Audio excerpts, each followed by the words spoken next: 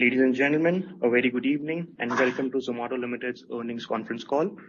From Zomato's management team, we have with us today Mr. Deepinder Goyal, Founder and Chief Executive Officer, Mr. Akshant Goyal, Chief Financial Officer, and Mr. Kunal Swarup, Head of Corporate Development. Before we begin, a few quick announcements for the attendees. Anything said on this call which reflects outlook for the future or which could be construed as a forward-looking statement may involve risks and uncertainties. Such statements or comments are not guarantees of future performance, and actual results may differ from those statements. I now hand over the conference to Mr. Akshant Goyal. Thank you, and over to you, Mr. Akshant. Thank you, Harshal. Welcome everyone on the conference call. Before we begin with the Q&A, we just wanted to clarify and address a couple of questions that both Deepinder and I have been getting over the last 24 hours post our result. I think the two key questions which have come from analysts and shareholders, and we thought before we get into the Q&A, we should talk about that. Right. So I think the first question is top of mind of everyone is what is the path to profitability for Zomato? We've seen reduction in losses now for a couple of quarters, and I think everyone wants to know at least how long we think it will take for the Zomato business to get to operating break-even and then making profits. And the second question, again in the same line, has been on Blinkit and quick commerce in terms of what's our view and outlook on the path to profitability there and the investments that we will need to do before we get there. So let me address these two and then we can jump into the Q&A. So on the first one, on the Zomato business, I think, first thing I wanted to highlight is that if you look at it on a cash flow basis, including, treasury income, other income, last quarter we were already positive on cash flow. So our adjusted EBITDA losses were $1.5 billion rupees, and our other income was 1.7 billion. So on, in some ways, therefore, we are not losing cash in that business anymore. I think the next milestone for us, and along with that, we also, as you would have noticed, got to adjusted EBITDA break even in the food delivery business. So now I think the next milestone there is to get the overall Zomato business to adjusted EBITDA break even. And we think we are close now. And in terms of timeline, I think internally we are aiming to get there by Q4 of this fiscal year. I think that's a internal goal that we have as a team. But we think that if we slip on that, I think it should not be later than Q2 FY24, which is September 2023 quarter, for getting to a break even on adjusted EBITDA at the Zomato level. So I think that's a broad outlook and essentially internal plan that we're working on, and we thought we should share that with everyone here now that we are getting closer to this milestone. Now moving on Blinkit, we had last in a couple of quarters ago given a guidance or rather a budget of $400 million investment in the next couple of years. I think the business has surpassed our expectations so far in terms of growth as well as losses reduction compared to where we were 6-7 months ago. And we wanted to now update that overall budget and guidance to down from $400 million down to about $320 million. I think given where the business is today and the path forward that we see, we think we should get that business also to break even with an investment of $320 million starting January 2022, right? So this is not a guidance starting from today. We've already invested about $150 million in that business. So including that, the overall budget or estimate is $320 million for getting that business to break even. In terms of timeline on Blinkit, we don't have the kind of visibility that we have on the Zomato business. So I would not venture into guesstimating on by which quarter we get there. I think it's still early days. But the update essentially we wanted to share with you was just on the overall investment that we think that business would need. So with that, let me hand over back to Harshal and we can get into the Q&A.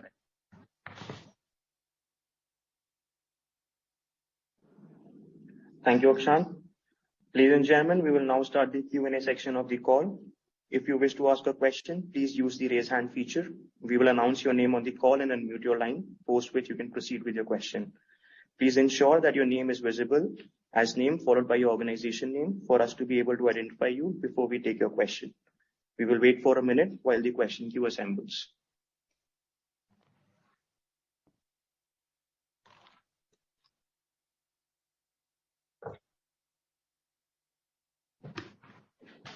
The first question is from the line of Mr. Vijay Jain from Citi. Please go ahead. Hello, can you hear me?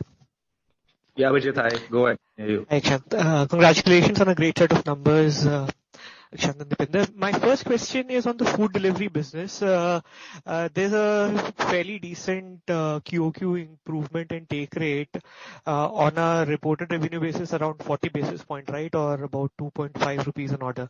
Just wondering where this is coming from. Is it restaurant mix? Are you loading more advertisements or there is higher negotiated commissions here? If you can elaborate on that, and I'll just follow up on Blinkit next. Sure, Vijay. So I think actually it's a combination of all three that you said, as well as improvement in customer delivery charges, right? I think what we are seeing with the restaurant industry bouncing back post-COVID, I think the ad spends are increasing now on delivery. The take rate, the blended aggregated take rate, or rather the implied take rate has also gone up as a function of us driving parity on take rates with some lower take rate restaurants. I wanted to clarify that we are not, when we talk of take rate increase, we are not actually increasing the top end of the take rates for restaurants, but rather essentially normalizing take rate at restaurants, which could be at lower take rates right now. So that's playing out. As I said, ad sales is improving, as you pointed out, and we're also seeing improvement in customer delivery charges. So I think as a combination of all of this, we are seeing the revenues going up. Great. Thanks, Akshant. My second question on Blinkit, just trying to understand with the unit economics that you've reported, is there an outlook to by when any legacy infrastructure related expenses will be out of the P&L? I mean, whatever was pre the transition into quick commerce. That's one. And second, with this new outlook on cash burn. When I look at your July month burn rate, it's and analyze it, it's about maybe $150 million a year. Right. So is that an understanding that the burn rate is probably going to only go down on an EBITDA level here, even when you have integrated Blinkit into Zomato? So those two questions.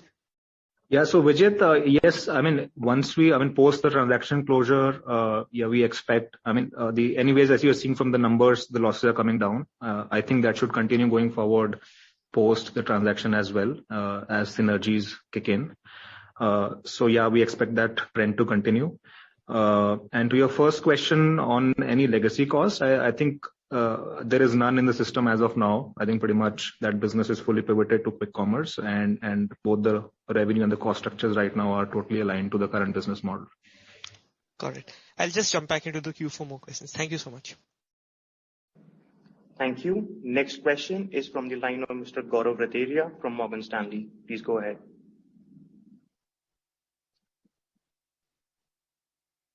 Am I audible? Yes, Gaurav. Yeah. Hi, congrats on a good set of numbers. So two questions. Firstly, the selling and marketing spend has been in a very tight range, yet we have seen an acceleration in the MTU growth in the last quarter. So what drove this better growth in MTU? Is it more coming from conversion of the annual transacting customer into MTU? And if you could highlight some of the initiatives that actually can drive the higher conversion and frequency, which you have mentioned as one of the key growth drivers in the medium term.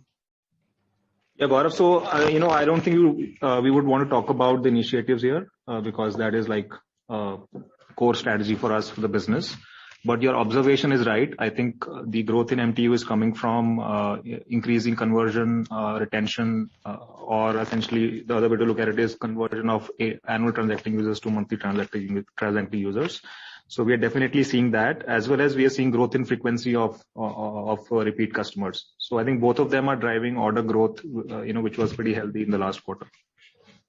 Got it. Second question was with respect to your comment on the inflation-related headwinds that impacted the cost. So are these largely absorbed in our P&L, or there are more to come, because this might come actually with some bit of a lag effect? So are these headwinds largely behind us, or there's more to come in the coming quarter? Thank you. So again, hard for us to comment on that, Gaurav. At this point, we don't know, honestly. I think, so far, essentially in the last few months, these headwinds have existed and they continue to exist, but it's hard to call out whether we fully seen this play out or not. I think it's a function of larger macro issues and which we are all most economies are going through. So can't comment on whether that is behind us or not. Okay, thank you. I'll fall back in the queue. Thank you. Next question is from the line of Mr. Vivek Maheshwari from Jefferies. Please go ahead. Hi, good evening. Two questions. One is on on what earlier participant asked on the MTU bit reduction. So I understand you can't give more information, but the other way of asking you is, let's say what happened in the last 3 quarters, for example, when the number was stable, and this time around when the number has moved up. So what has been different this time around versus the last 3 quarters, for example? There's no difference. There's nothing different that we did or happened, I think, Vivek, right? So, I mean, even if you go back, I mean, while last 2-3 quarters were flat, but if you look at a much longer term, and maybe let's say you look at year-on-year MTU growth, I think that has been healthy. And that is what we've been saying in the last few quarters as well, that our business is lumpy and not always linear.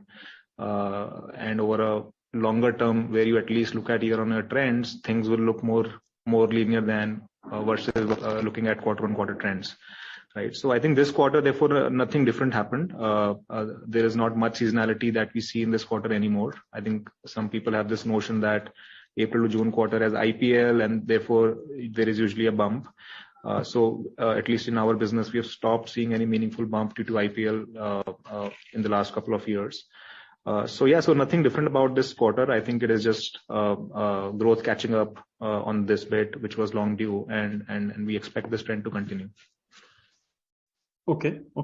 And a related question on the AOV, which you mentioned in the press release, a slight increase. There was this theory that once things normalize, and first quarter arguably was the most normal quarter in last in couple of years. We have not seen AOV going down, so there will be a food inflation aspect, there will be premium restaurant, there will be differential pricing. But do you think that this is the number where from which one should be building assumptions into the future, or there is still that risk of bunched up orders getting split and therefore AOVs coming down, not going back to the historical level, Akshant, but is there a possibility it settles down still at a lower at a level lower than what we are currently at, or it will be it will be fair to assume that this is the right level, what we saw in the earlier quarter? So Vivek, there are no guarantees. I mean, that can always happen, right? I think, but if you look at the historical data, and even if you go back 2 years, I think the AOV has not moved pretty much, right? I mean, we disclosed our FY21 and FY22 AOV in our May shareholder letter, and that AOV was in both those years, it differed by only 1 rupee, 397 and 398 rupees, right? And that ballpark, that is where we are even now, and that hasn't changed, right? So that historical data gives me confidence that perhaps we are in close to steady state in terms of AOV. There will always be counterbalancing forces here, which will pull the AOV up or push the AOV down. But given that we have a long enough history and data points on this metric, I feel that there is not much downside here on the AOV front. Interesting. And last question, on, let's say, EBITDA breakeven. So if you look at this quarter, let's say food delivery was almost 0 and Hyperpure was marginally here and there. So essentially the loss is coming from unallocable expenses of about 1.3 billion, right? From Yes. Here on, for breakeven to happen, do you think food delivery EBITDA jumps up further quarter after quarter, or is there something in the unallocable expenses also or losses also which will, because this number has been between 1.1 and 1.3 billion, right? So is there some lever here, or it's primarily led by food delivery, EBITDA jumping up going ahead? Yes, so I think it will largely be driven by food delivery EBITDA growing. I think unallocated costs I mean, we've been working on bringing our fixed costs down as well. And I think that is the reason why we've been able to absorb a lot of, increases on the salary front, etc., which would have otherwise made this number much higher, right? So we are working on all aspects and critically looking at all costs. But having said that, I think the unallocated cost will remain range bound around the number that you see right now. And majority of the reduction in adjusted EBITDA for Zomato as a company will come from incremental EBITDA from food delivery going forward, and also Hyperpure losses coming down. Got it. Thank you. Wish you all the best. Thank you, Vivek. Thank you. Next question is from the line of Mr. Manish Adukia from Goldman Sachs. Please go ahead. Yes, hi. Good evening. Thank you so much for taking my questions. I have two questions, both follow-ups on the earlier questions asked by participants.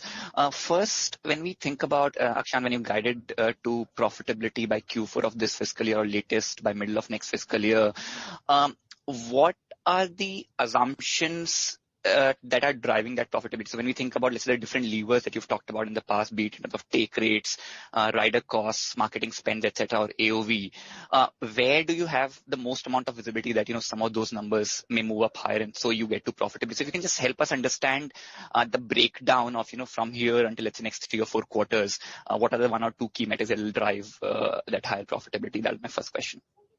Apologies, Manish. I don't think this level of detail we want to share. I think, as you would appreciate, these are going to be key drivers of our strategy, and we are in a highly competitive market. So I don't want to put down, unit economics today and unit economics when we are breaking even at Zomato, right? So I think, having said that, I mean, just to reiterate what we have said is that this improvement from where we are today in losses to break even is going to come from adjusted EBITDA food delivery going up, which is going to be a function of both, the revenue side levers improving, as well as the cost side levers where we expect efficiency and improvement, right? But beyond that, we don't want to venture into talking about individual metrics and how they're expected to trend, because these things are tactical and we take very real-time calls on some of these things. So I don't think there's any from our perspective, it's going to be very hard to share more than this.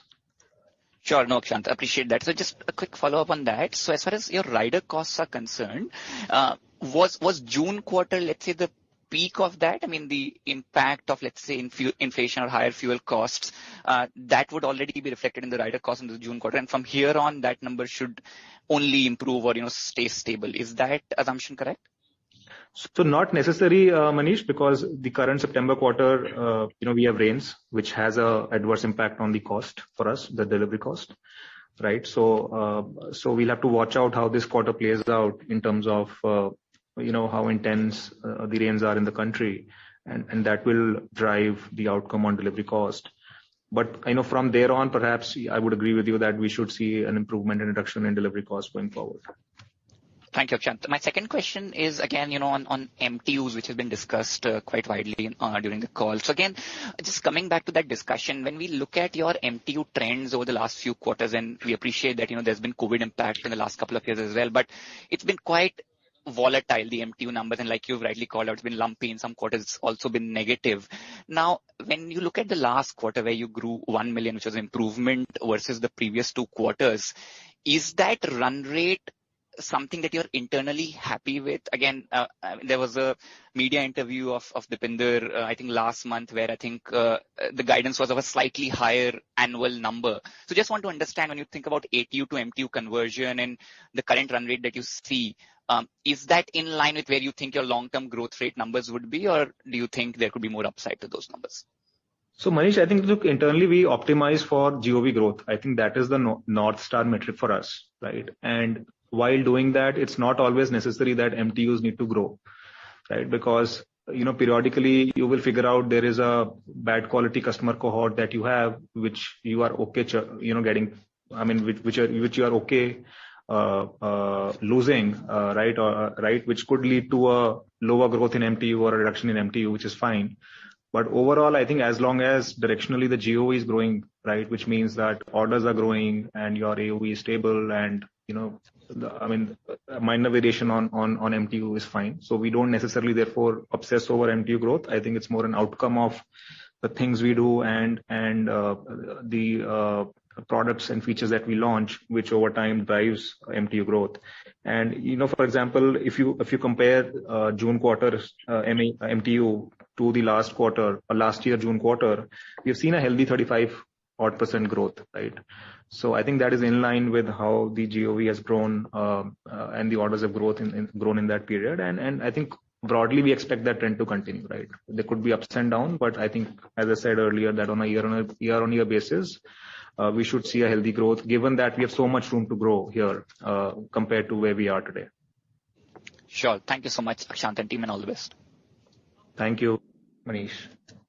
Thank you. Next question is from the line of Mr. Chirag Shah from CLSA. Please go ahead. Hi. Thanks for taking my question. Hi, Deepinder, and hi, Akshant. Akshant, thanks for the opening clarification. Indeed, a cash break-even achieved on the entire business is a big milestone, so congrats on the same. Deepinder, if I look at the previous 5 quarters and read the operating metrics trend, it appears that the pace of change across various operating metrics is widely different, and that was one of the question from the previous participant as well. Now, it could very well be a conscious strategic decision from a perspective of shift from a network rollout phase to the focus on profitability, or it could be because we have already reached a certain scale stage in terms of network. So, for example, one of the striking thing is that active delivery partners haven't grown much in the last several quarters. Does it indicate that the focus is now shifting from recruiting more riders on the network to rider productivity? And if that is the case, then it is a big positive in terms of how operating leverage can really kick in.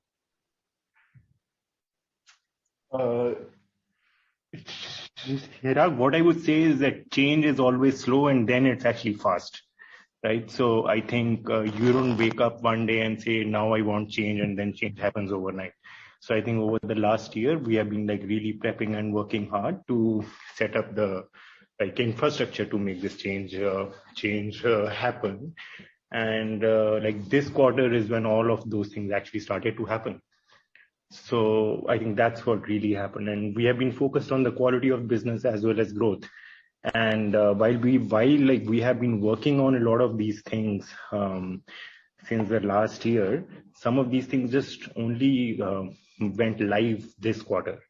So whatever we achieved this quarter, I think it's all an outcome of the work that we've done over the last 12 months. Nothing that we did last quarter brought about the outcomes that happened last quarter here.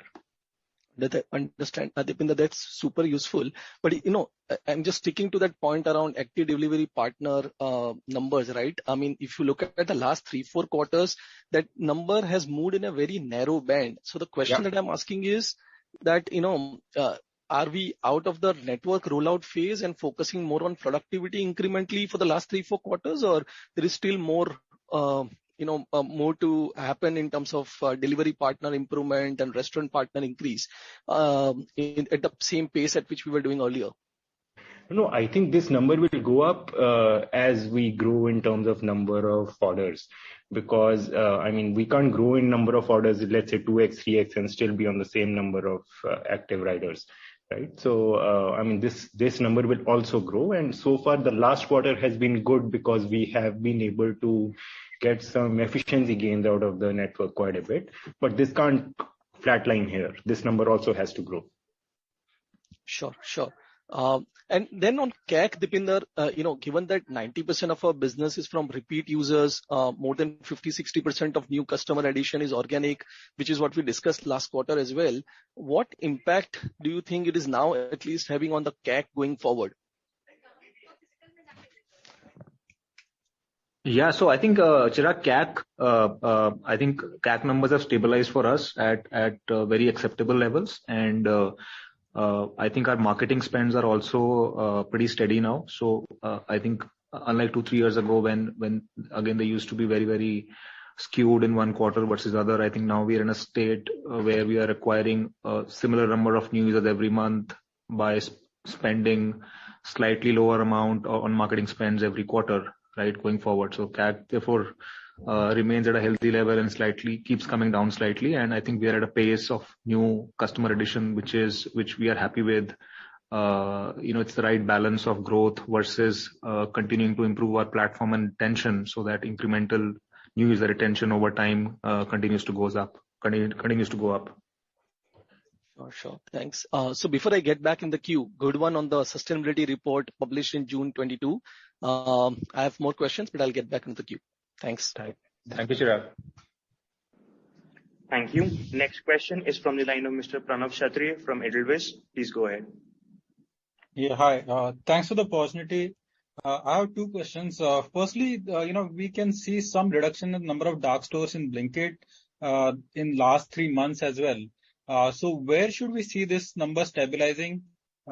And the second question is again, can you throw some light on how much is the difference in the delivery cost per order for Blinkit and Zomato? So these are my two questions. Thank you. So Pranav, so I think yes, you're right on dark stores. The overall number has decreased, but I think we are now at a place where it might go up again as we sort of have churned out the stores that did not make sense, and I'm talking of on basis the knowledge I have talking to the Blinkit team. Right. Of course, we still don't own the business, so can't comment on the detailed strategy part. But I think from what we know, we think we are at a place where the number should stabilize now, more or less, and then as we look to expand post the deal closure, we might see an increase. As far as delivery cost is concerned, I think this is right now very similar to the levels we see in Zomato. Right. So I think post integration, hopefully, as we mentioned earlier, we're expecting some benefits to accrue as we integrate the two fleets, and that should then hopefully lead to a reduction in losses. Sure. Thank you. That's it from us. Thank you. Next question is from the line of Mr. Swapnil Potdukhe from JM Financial. Please go ahead.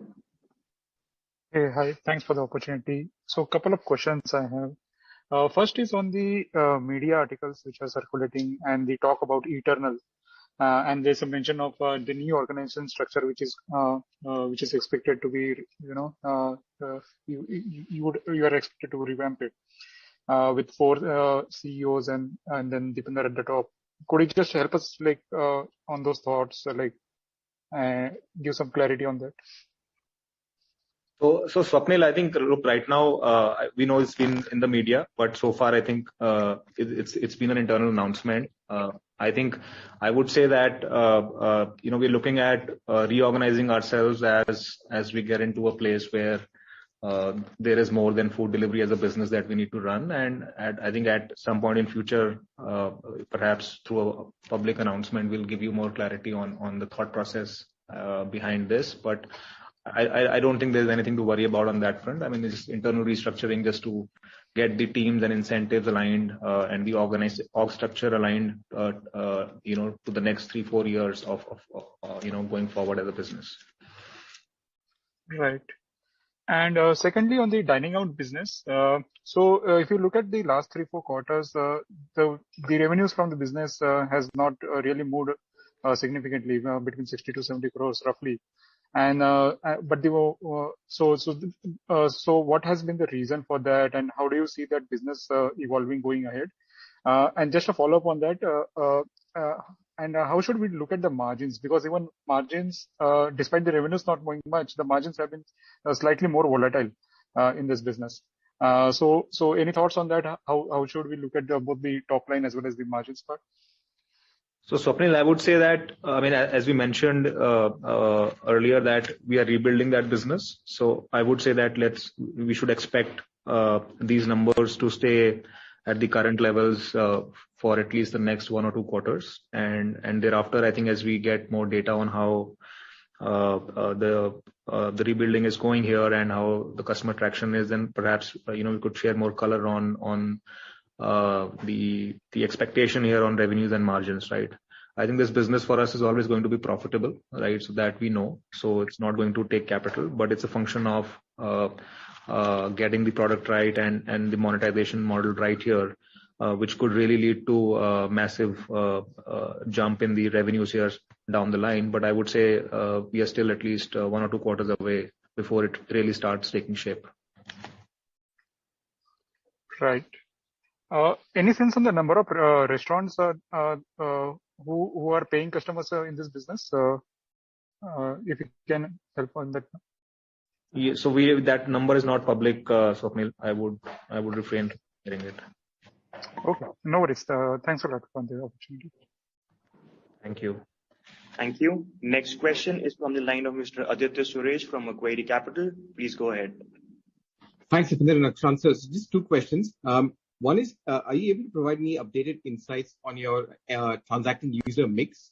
You used to provide things like high frequency transactors, the top 8, etc. Any updated insights there in terms of that mix? That's one.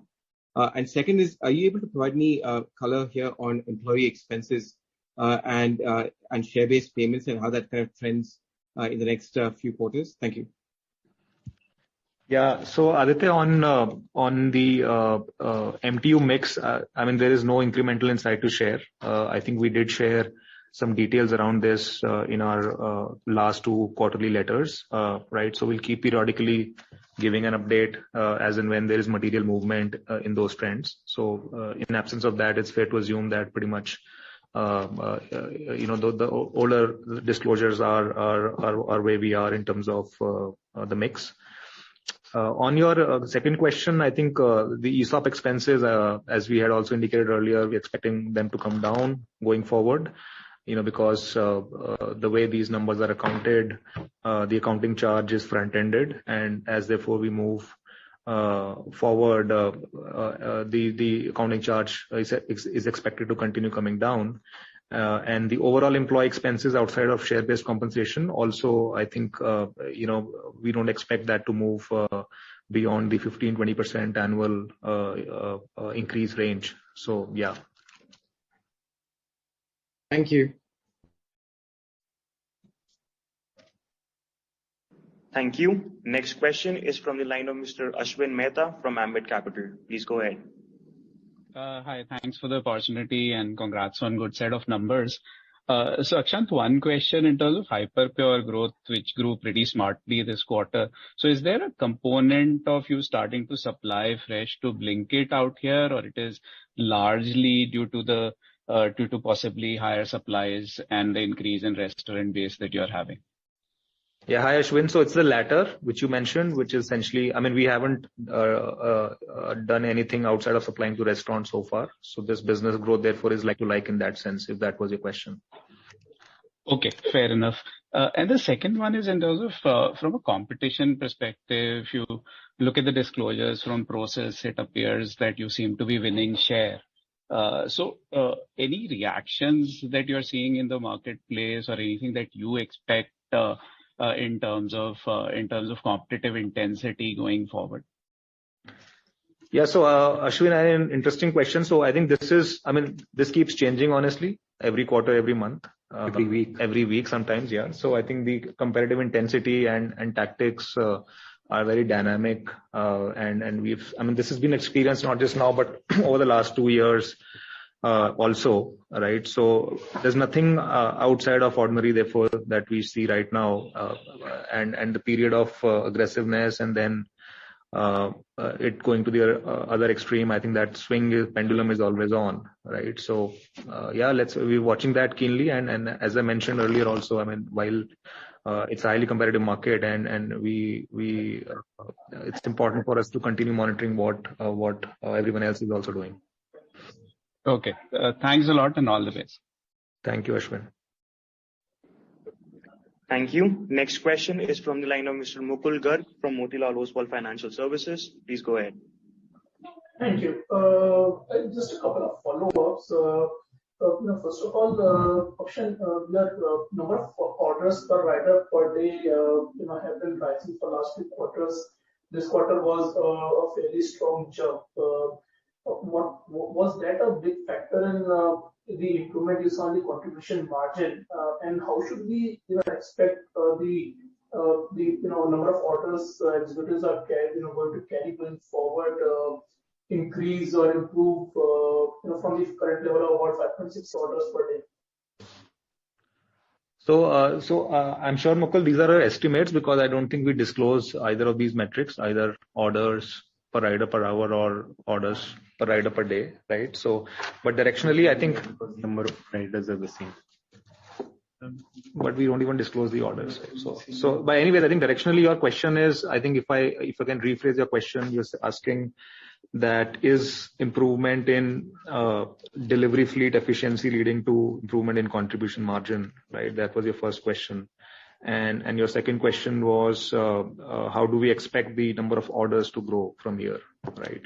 So I think on the first one, as I mentioned, I think in response to one of the question earlier, that so far last 3-4 quarters, we've not really seen much improvement on the delivery cost. In fact, it has gone up materially in the last 1 year, which is one of the key reasons why the contribution margins had come down in the last few quarters. And going forward, once we expect that to change and we expect the delivery cost to come down.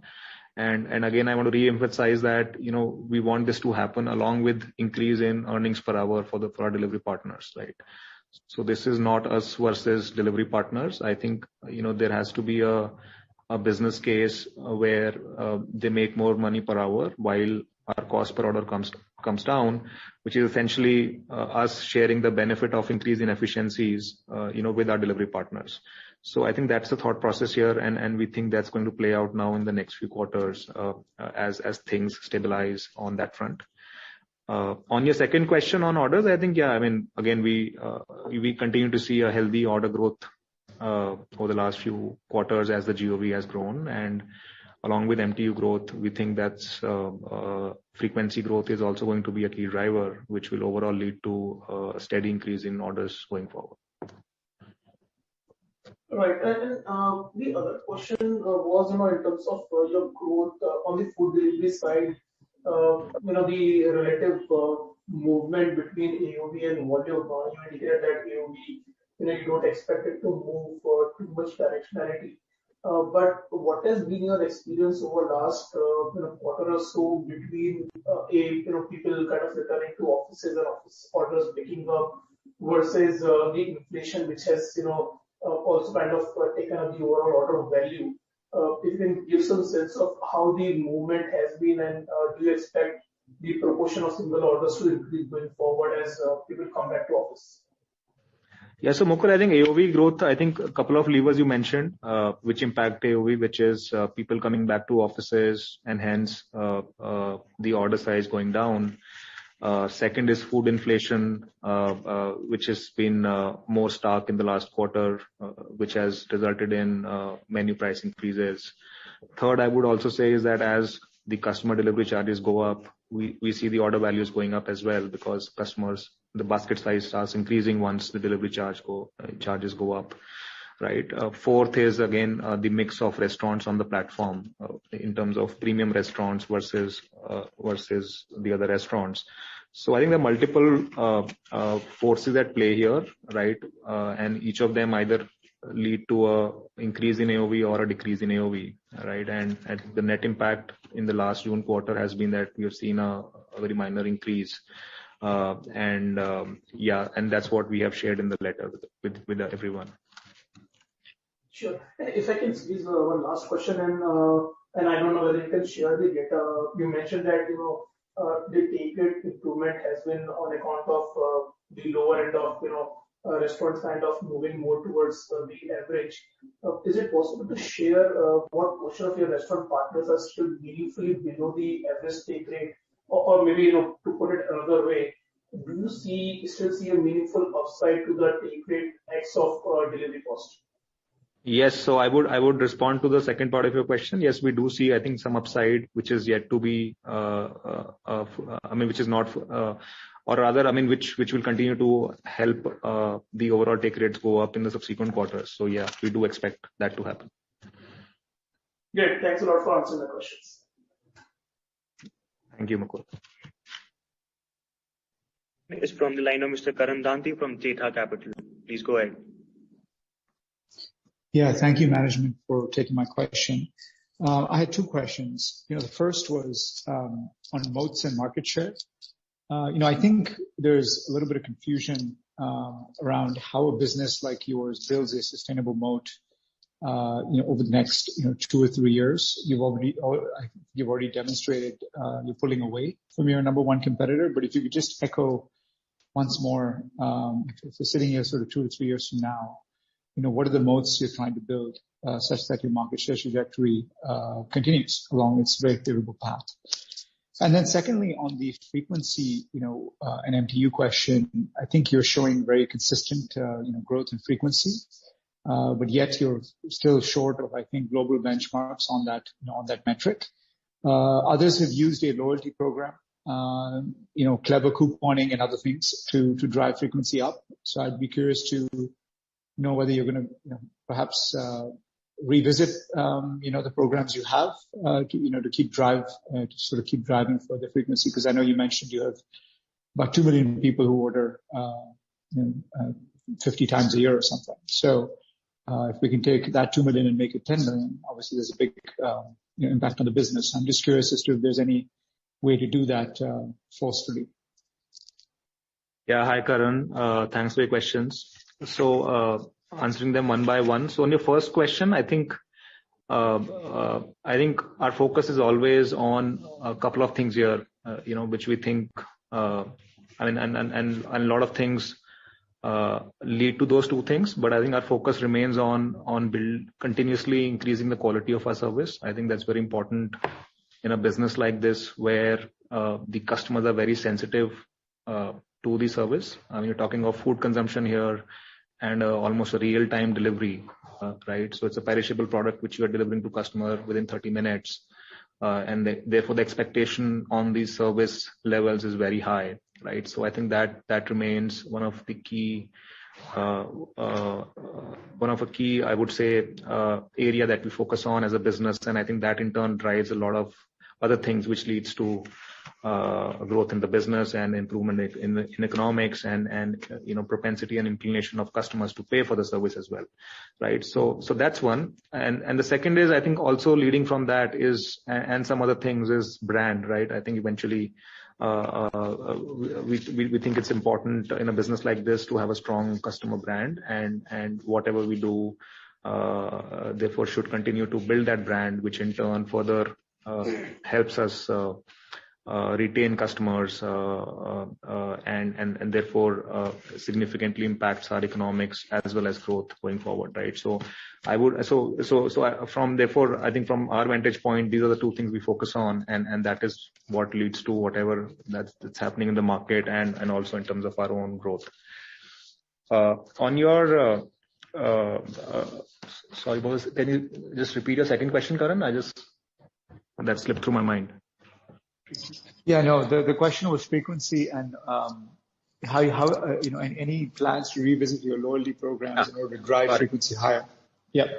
Yes. So I think loyalty programs, I would say, is just one of the vectors here, and we continuously think about that and how can we reinvent that so that it remains a strong value proposition for the customers, while at the same time it doesn't burn a hole in our pocket, right? I think, but more than that, I think if we have to go from where we are today and meaningfully increase customer frequency, we'll have to look beyond just loyalty programs and look at introducing newer use cases, which perhaps leads to a lot of the current offline spend on restaurant food on our platform, right? So continuously looking for innovative products and features which will enable that. For example, we piloted an instant food delivery option last quarter, which is still a relatively small pilot.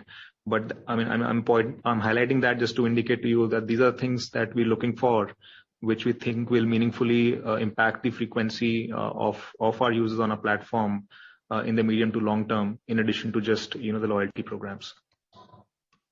Perfect. Thank you. If I could just lodge one more in there. Just on the ad business, if you could just address the maturity of the ad product and where it goes from here. Yeah. So, there are two elements there. In terms of monetization, one is the ad business that we get from restaurants for a food delivery business, right? So that's already baked into the food delivery numbers that you see. And the second bit there is the restaurant ad spend for our dining out product and business, the listings business, right? So I think just keeping the monetization aside, I think at a product level, we think, we have a fairly mature product, an evolved product, given that is the business, legacy business for us. That is how, Zomato started monetizing 10 years ago.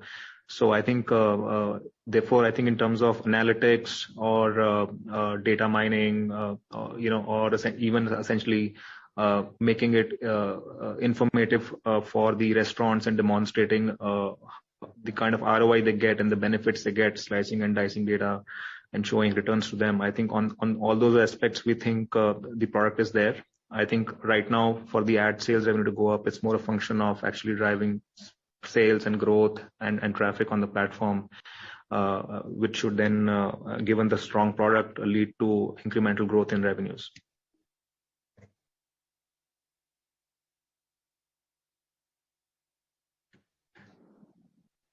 Thank you. Next question is from the line of Mr. Ankur Rudra from JP Morgan. Please go ahead. Hi, thank you for taking my question. So just one broad question, Dipinder and Akshant. You've mentioned in your letter that you've responded to the environment and focused on profitability clearly successfully so far. The question is, at every point in the business's evolution, you have faced with multiple trade-offs. So what was the trade-off this time, which perhaps brought forward your profitability targets? It's hard. There's no intentional trade-off we made, right? But I'm sure, if we don't focus on profitability, if we spend more on growth marketing, we would have seen higher growth, right? But I think the core principle. Like we were not spending what we could spend on marketing. Yeah, we've not really cut down anything meaningfully. I think it's also evolution of the business. I think this business will not always remain loss-making, and I think overall the industry has gone through a heavy investment phase in the last 3-4 years, and now the core of the business is large enough, right, to actually throw up cash meaningfully, which is more than what we need to invest at this point, right? So while one can argue if the environment was not the same, what would be our profitability? But my guess would be it won't be materially different, right? Of course, you can slightly over-invest into growth, but I don't think it is going to be a magnitude of, order of magnitude difference from where we are today. Most of the work to get here was done when our stock price was at its peak. So. No, good to know. I was just curious about, is there any initiative you chose to kill beyond just focusing on growth? No. Okay, understand. Thank you and best of luck. Thank you, Ankur. Thank you. Next question is from the line of Mr. Divyesh Mehta from Investec. Please go ahead. Thanks for taking my question. Can you share some light on what proportion of the customer delivery charge increase could be attributed to the rain-related increase in cost which we see in delivery as a consumer? The second question would be, if you see the delivery cost borne by Zomato has increased only by 5%, but GOV is up by 10%. So is this gap sustainable going forward because it's from utilization and other variables? Yes. So Devesh, I missed your second question, so I'll ask you to repeat it. But let me answer the first one first, right? So so you're right. I think in at times when it rains, as I said, our delivery costs go up, and a portion of that, it gets recovered from higher customer delivery charges, right? So in the last quarter, I would say that the impact of that could be around 20% on the incremental delivery charge that we saw in the quarter because of rains. And all of that is passed on to the drivers, and none of it is retained by Zomato, right? That's correct. Okay. The second question was the customer delivery charge borne by Zomato is up only by 5, but GOV is up by 10, and customer delivery charge borne by customers is up by 20%. So how it can be seen is that higher cost is out of the whole delivery cost, a higher share is borne by customers, specifically in this quarter. So is this trend going to remain as is, or is there something off what I'm reading? No, I think we expect directionally, as I said, I think customer delivery charges to continue going up and delivery cost to come down. So the delta between them, therefore, which you are alluding to, I think should continue reducing. So this is the first tranche of that delta. Yes, that's correct. That's correct. Fair enough. Thanks a lot. Thank you. Ladies and gentlemen, in the interest of time, we will now take the last 1 to 2 questions. The next question is from the line of Mr. Rahul Jain from Dolat Capital. Please go ahead.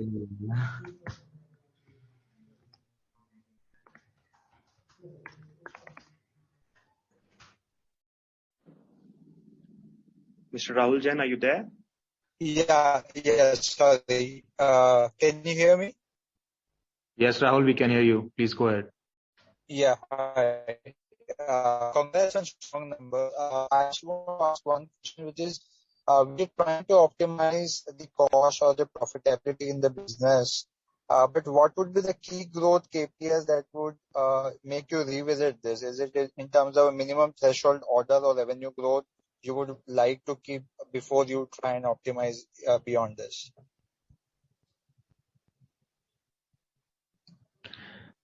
Yeah, so I think Rahul, we're not thinking of the business like this. I don't think we're optimizing growth and profit right now. I think it's not growth versus profit in our mind. So we think we want, our business is trending in a direction, and given the large market, we don't see any reason why we can't grow at healthy rates along with driving profitability, right? So levers for growth are different from discounts and money-driven things nowadays.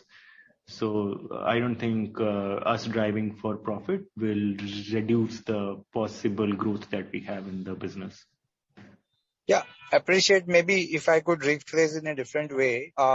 So I'm sure that growth would come because of the adoption of the behavior, and also because with higher growth, the profit would come. But in any eventuality where we are not seeing growth, so what is that order growth or any other metric threshold that would make you think to reinvest even more, even at the cost of profitability, so that your growth aspirations are met?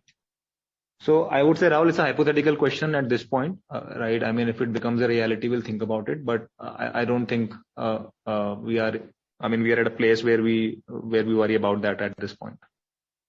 Yeah, and just one clarification to the earlier comment related to this delivery cost. I think you said there is a 20% increase in the delivery cost in this quarter. Is this because if there are range specific incentive and those are passed on to the customer, essentially the customer delivery charge increases per order, and if you don't have those incentive anymore, the charges to the customer goes down and the earnings for the rider goes down. So eventually you have to compensate it once there's range incentive are not passed on to customer, which will go up in the subsequent quarter. Rahul, sorry, I'm a little confused, but I think what we meant when we said 20% was essentially the share of customer delivery charge increase that we have seen in the last quarter can be attributed to rains in the quarter, right? So I'm not sure if you had the same understanding. 2.5 rupees increase. Yeah, 20%. Yeah, correct. So hypothetically, if the increase in customer delivery charges was 2.5 rupees, 50 paise of that was because of rains in the last quarter. I think that was the question which we got, and I'm not sure if you are on the same page on that right now. Yeah. So taking the same example, if this 50 paisa came because of that, now let's assume once the rains are behind, the same cost is not charged to the customer.